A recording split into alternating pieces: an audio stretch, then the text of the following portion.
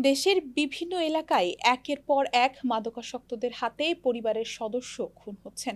মাদক কারবারে দ্বন্দ্ব, আধিপত্য বিস্তার নিয়ে খুনোখুনি, হামলার ঘটনাও ঘটছে। গত ১ থেকে ৩০ জুলাই পর্যন্ত ১৩ জন খুন হয়েছেন। হত্যা চেষ্টা করা হয়েছে ৫ জনকে। এছাড়া মাদকাসক্ত এক যুবক গলায় ফাঁস দিয়ে আত্মহত্যা করেন।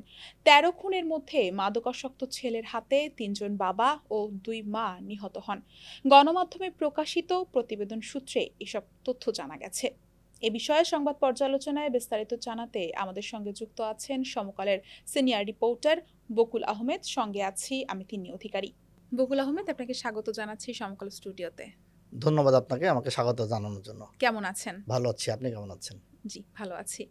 আহ, আপনার আজকে একটা প্রতিবেদন প্রকাশিত হয়েছে এবং সেখানে আমরা দেখতে পেরেছি যে আহ, দেশের ৮২ লাখ মানুষ কোনো না কোনো মাদক কিন্তু তারা নিচ্ছেই। তো যেটা হচ্ছে দেশের মোট জনসংখ্যার ৪.৮৮% এবং যাদের বেশিরভাগই হচ্ছে যুবক, এবং এই কারণে পরিবারে কিন্তু নানা ধরনের সমস্যা সৃষ্টি হচ্ছে। এবং এই বিষয়ে আপনার কাছে প্রথমেই যে প্রশ্নটা থাকবে সেটা হচ্ছে যে আহ, কেন সর্বত্র এত মাদকের সহজলভ্যতা বাড়ছে? আসলে দেখেন মাদকের সহজলভ্যতা বাড়ার কারণ কিন্তু একটা নয়, অনেক কারণ আছে। আর মাদক সাধারণত আমাদের দেশে উৎপাদন হয় না, বিভিন্ন দেশ থেকে আসে। তার মধ্যে অন্যতম একটা রুট তো মিয়ানমার থেকে আসে হুম, আপনার হুম, টেকনাফ হয়ে। হুম, আর সহজলভ্যতা হচ্ছে আপনি একসময় মাদক যেমন দামি মাদক যেগুলো বলা হয় হুম, ইয়াবা, হুম, হুম, এলএসডি, হুম, এই ধরনের আইস, এগুলো হচ্ছে আপনার ঢাকা কেন্দ্রিক বা বড় বড় শহর কেন্দ্রিক পাওয়া যেত। হুম, আর এখন হচ্ছে আপনার দেখবেন বাংলাদেশের ম্যাক্সিমাম জেলাতেই এখন না, দীর্ঘদিন ধরেই হুম। ম্যাক্সিমাম জেলাতেই হচ্ছে অনেক অনেক সহজলভ্যতা বেড়ে সহজলভ্য হয়ে গেছে গেছে এবং মাদক, কিন্তু হাতের নাগালে সব যে ধরনের জায়গায় মাদকই পাওয়া পাওয়া যায়। যায় আপনার। এটা হচ্ছে দীর্ঘদিন ধরে হয়ে আসছে। এটা হচ্ছে মাদক যখন হচ্ছে আপনার সরবরাহ চাহিদা বাড়ে, চাহিদার বাড়লে সরবরাহ বাড়ে। বাড়ে। আর আমি এই যে রিপোর্ট করতে গিয়ে আপনার বিভিন্ন মাদক সেবীদের সাথে বা কারবারিদের সাথে কথা বলে যা দেখছি আরকি, মাদক সেবীদের সাথে বিশেষ করে। হুম, হুম, মনে করেন আরকি ১০ বছর আগে যে গাঁজা সেবন করত, হুম। সে কিছুদিন পর দেখা যাচ্ছে গাঁজা ছেড়ে সে হচ্ছে ইয়াবা সেবন করছে। এবং আগে আমি এমনও কথা বলে জানছি যে আগে সেবন করতে যাচ্ছে একটা ইয়াবা দিয়ে শুরু করছে, হুম, হুম। পরবর্তীতে ৩ টা ৪ টা ইয়াবা সেবন করছে। তার মানে দিনে? কি? দিনে। হুম, হুম। তার মানে কি? তার হচ্ছে আ প একটা হলে হতো, পরের বার হচ্ছে ৪ টা। তার মানে বাড়ছে। আর সহজলভ্য হচ্ছে এখন ইয়াবার দাম একসময় অনেক ছিল, এখন কমে গেছে। আপনার কারবারির সংখ্যা বেড়ে গেছে।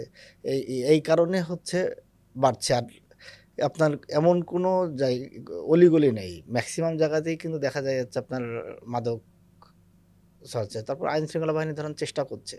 কিন্তু এইটাকে খুব জোরে সোরে করা হ্যাঁ, উচিত। একটু দামের ব্যাপারটাতে আসি। আপনি যে কথাটা বললেন যে আগে মাদকের দাম বেশি ছিল কিন্তু এখন কমে গেছে। মানে না, কেন আগে আসলে? আগে বেশি ছিল বলতে আপনার এখন তো ইয়াবা ৳৩০০-৳৪০০ পাওয়া যায়। আচ্ছা, আচ্ছা। আগে হচ্ছে ৳১,০০০-১,২০০ টাকাও এমন ছিল যখন হ্যাঁ, শুরু থেকে আসে। আচ্ছা, এই এ দামটা কমার কারণ কি আসলে? কেন? এখন হচ্ছে আপনার আসছে, কমার এখন সরবরাহ বাড়ছে। আচ্ছা।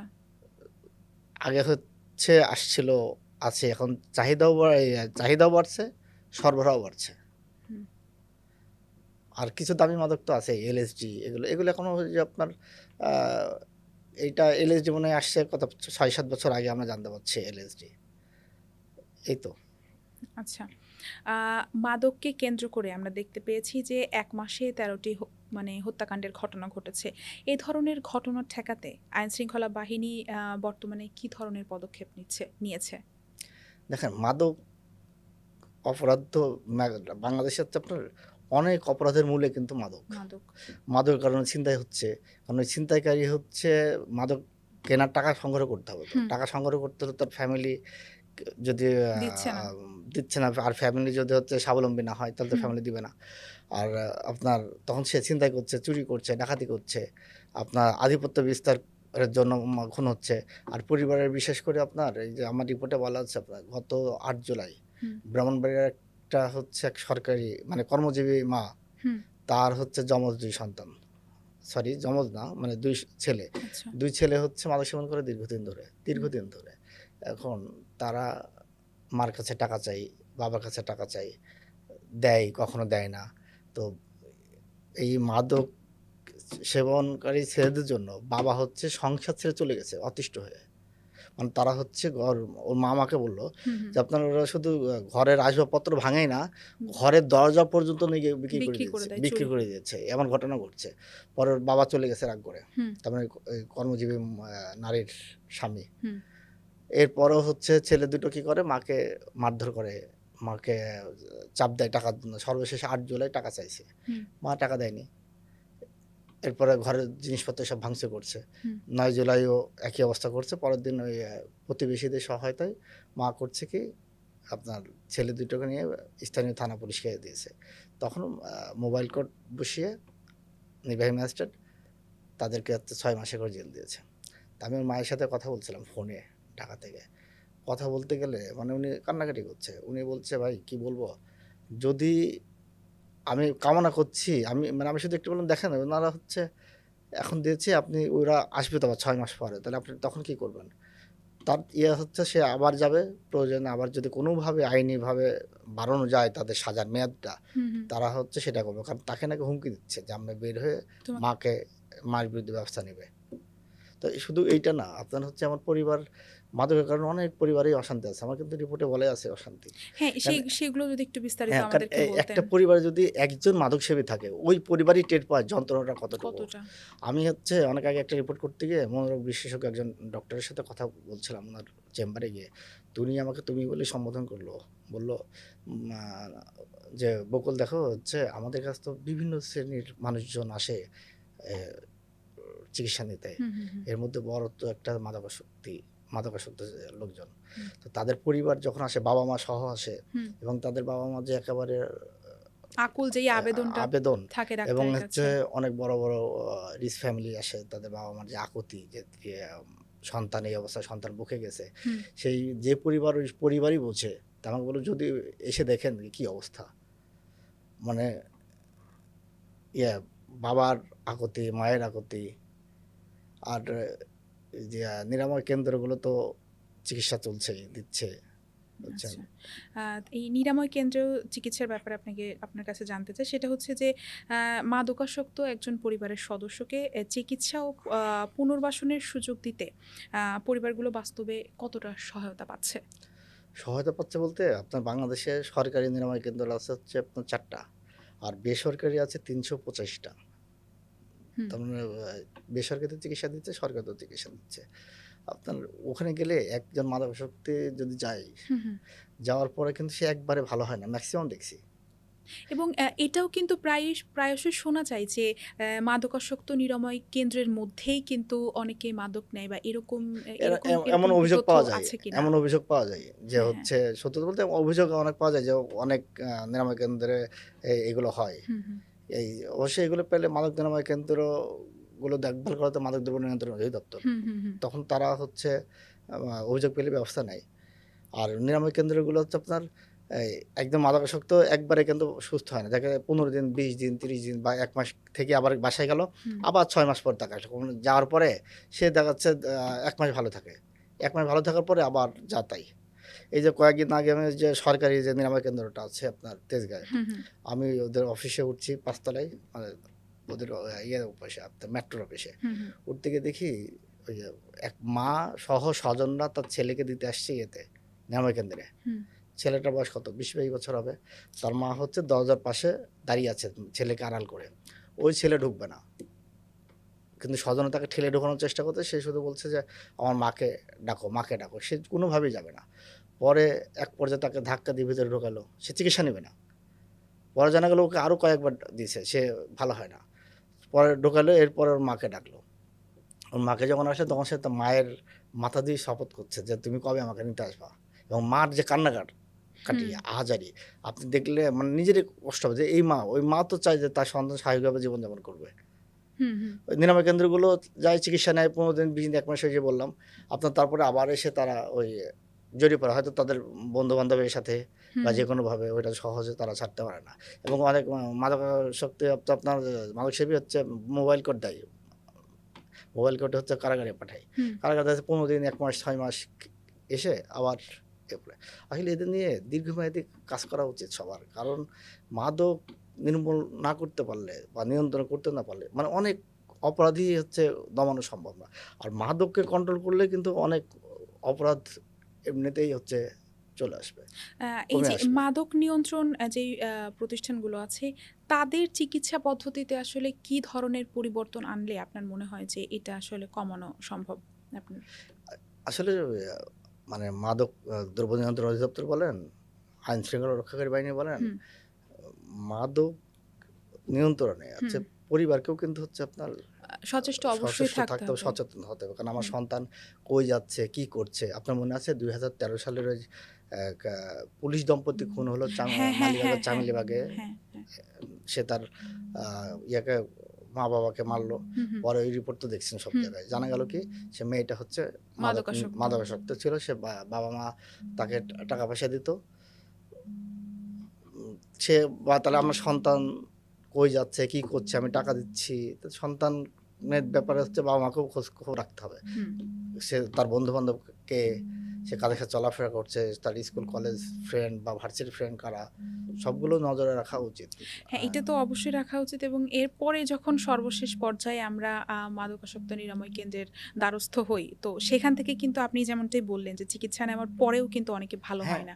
তো এই যে তাদের আসলে চিকিৎসা পদ্ধতিতে কি কোনো ঘাটতি আছে কিনা বা তাদের কি কোনো নতুন কৌশল যুক্ত করতে হবে?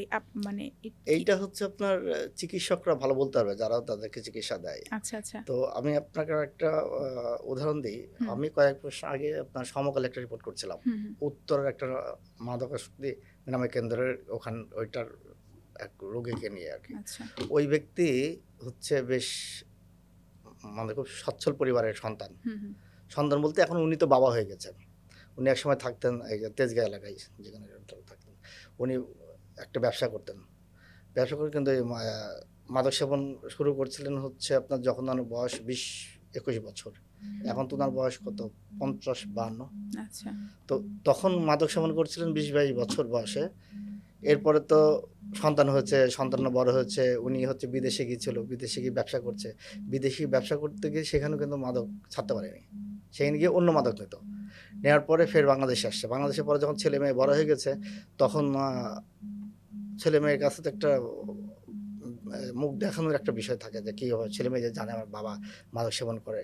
তো উনি নিজের থেকে নিরাময় কেন্দ্রে ভর্তি হয়েছিল। তো উনি হুম, আমাকে যেটা বলল উনি কিন্তু একাধিকবার ভর্তি হয়েছে। ভর্তি হয়ে উনি হচ্ছে ৩-৪ বার ভর্তি হয়ে উনি ওখান থেকে সরে আসতে পারেনি। কিন্তু উনার একটা চেষ্টা ছিল। হুম, হুম। উনার চেষ্টা ছিল যে আমি এটা করব। কারণ হচ্ছে আমার পরিবার আছে, আমার ছেলে-মেয়ে আছে, আমার আত্মীয়স্বজন আছে। আর কতদিন? বয়স তো কম হলো না। ৫০ পার হয়ে গেছে। ঠিক এইভাবেই বলল আমাকে। বয়স ৫০ তো পার হয়ে গেছে। পরে উনি দীর্ঘদিনের চেষ্টায় এই যে ২৫ সাল থেকে কিন্তু আর উনি একবারও হচ্ছে ইয়ে নেয় না। মাদক মাদক সেবন নেয় না করেন। এবং আচ্ছা, উনি এখন অনেকটাই স্বাভাবিক। আচ্ছা। অনেকটাই স্বাভাবিক। এই মাদকের যে বিস্তার এটা ঠেকাতে কি শুধু মাদক ব্যবসায়ীদের বিরুদ্ধেই ব্যবস্থা নেওয়া যথেষ্ট কিনা? এটা আসলে মাদকের বিরুদ্ধে সামাজিকভাবে সচেতন হতে হবে সবাইকে। বা সমন্বয়ভাবে কাজ করতে হবে। কারণ আপনার ওই যে এখনই বললাম, কিছুক্ষণ আগে বললাম আপনাকে যে গ্রামগঞ্জে কিন্তু মাদক পৌঁছে গেছে। হুম, এটা দীর্ঘদিন ধরে আছে। অনেক দিন থেকে। এই যে ১ বছর, ২ বছর, ৩ বছর আগে হয়েছে তা কিন্তু না। না। আপনি আপনার গ্রামে গেলেও খুঁজবেন, আমি আমার এলাকায় গেলেও হ্যাঁ, পাবো। তো এই যে আপনার মাদক ব্যবসায়ীদের বিরুদ্ধেই কি শুধু মানে ব্যবস্থা নিতে হবে নাকি? মাদক ব্যবসায়ীদের বিরুদ্ধে আক্রমণ আমরা যেগুলো দেখি যে এই যে ২ লাখ ইয়াবা সহ এতজন আটক হুম, হয়েছে বা হুম, হুম, গ্রেপ্তার হয়েছে বা হেরোইন সহ বা ফেনসিডিল সহ হুম। যেটাই বলেন না কেন। মেক্সিমাম কিন্তু আটক হচ্ছে আপনার ক্যারিয়ার যারা আচ্ছা, বহন করে। বহন করে। মনে হ্যাঁ। করেন টেকনাফ থেকে হ্যাঁ, ইয়েতে প্রায়ই কিন্তু দেখা হ্যাঁ, যায় যে সীমান্ত থেকে মাদক আটক করা হলো বা হ্যাঁ, সীমান্তে বা ঢাকায় বা হুম, যেকোনো ঢাকার জায়গায় মনে যেকোনো করেন যে জায়গায়। কক্সবাজার থেকে নিয়ে আসছে ঢাকা আসার পথে হুম, হুম, প্রবেশদ্বারে মনে করেন ইয়েতে যাত্রাবাড়ি খুন হলো। হুম। এই সরি আটক হলো। আটক হলো। ওই ব্যক্তি কিন্তু মাদক কারবারি না। যে ২০,০০০ ইয়াবা আনছে সে মাদক কারবারি না। কারণ যে ২০,০০০ ইয়াবা নিয়ে আসে সে হচ্ছে ক্যারিয়ার। ক্যারিয়ার সে হয়তো একটা হাজিরা পাচ্ছে। আচ্ছা। আর যখন আইন শৃঙ্খলা বাহিনী বা মাদক দ্রব্য নিয়ন্ত্রণ অধিদপ্তর তাকে ধরে, হুম, হুম, হুম। তার পিছনের লোকজন কিন্তু ধরা পড়ছে না। না। এবং তারা যখন হচ্ছে ইয়েতে যাচ্ছে আপনার আদালতে যাচ্ছে, আদালত তখন কারাগারে যাচ্ছে। এই জামিনের ব্যবস্থা পুরো প্রক্রিয়াটাও কিন্তু তারা ওই যে ওই কারবারি করে। কারবারি করে। যে মালটা দিয়েছে, যার মালটা সে নিয়ে আসছে এবং সে যখন ঢাকায় নিয়ে আসছে, ঢাকা থেকে তো মালটা তো সে নিজে খেয়ে নেবে না। না। সে কাউকে না কাউকে দিবে।